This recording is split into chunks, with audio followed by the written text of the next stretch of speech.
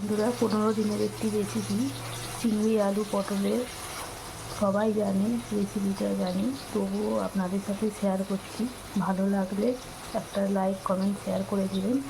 পটল লাগছে 500 গ্রাম, আলু লাগছে 2টো, টমেটো কুচি 1টা, পেঁয়াজ কুচি 2টো, টক দই 100 গ্রাম, চিনি স্বাদ মতো, আদা রসুন বাটা 2 চামচ, ধনে পাতা 100 গ্রাম, তেল পরিমাণ মতো, লবণ পরিমাণ মতো, লঙ্কা গুঁড়ো, জিরে হলুদ গুঁড়ো 1 চামচ করে, জিরে গুঁড়ো, ধনে গুঁড়ো 1 চামচ, চিংড়ি মাছ 100 গ্রাম। চলুন রান্নাটা শুরু করা যায়।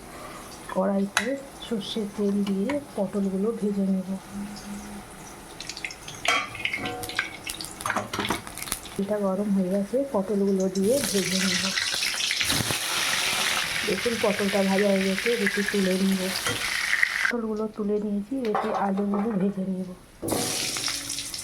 আলুগুলো ভাজা হয়ে গেছে, তুলে নিয়েছি। ওই তেলে চিংড়ি মাছগুলো নুন হলুদ মাখানো ভেজে নেব। চিংড়ি মাছটা ভেজে তুলে নিয়েছি। কড়াইতে আর একটু তেল দিয়ে দেব। তেলটা গরম হয়ে গেলে পেঁয়াজ দিয়ে দেব। পেঁয়াজ কুচিটা দিয়ে দেব, লাল করে ভেজে নেব। পেঁয়াজটা একটু ভাজা হয়ে গেছে, আদা রসুন বাটাটা দিয়ে দেব। দিয়ে ধনে গুঁড়োটা দিয়ে দেব, লঙ্কা হলুদ দিয়ে দেব, টমেটো কুচিয়ে দিয়ে দেব,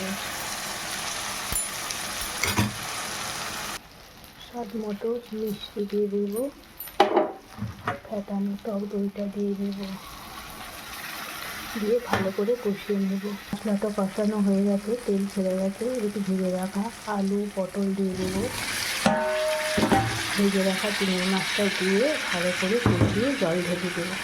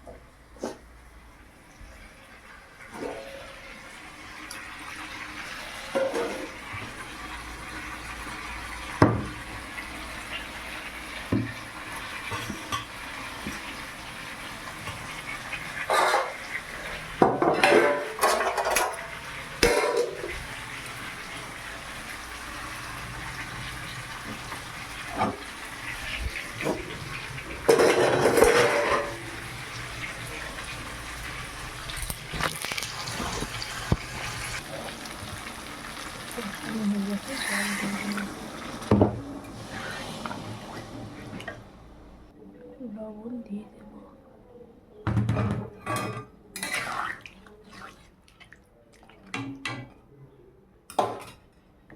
ঢাকা দিয়ে লো আঁচে 15 মিনিট করে নেব।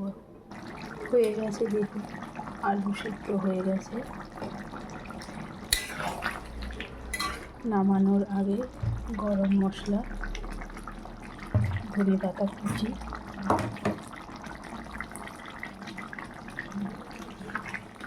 দিয়ে নামিয়ে নেব।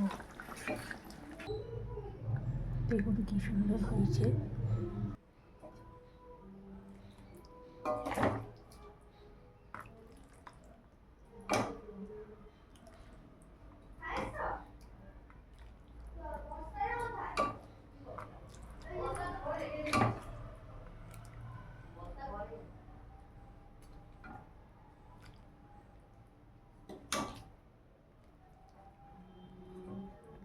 রেসিপিটা ভালো লাগলে লাইক কমেন্ট শেয়ার করে দেবেন।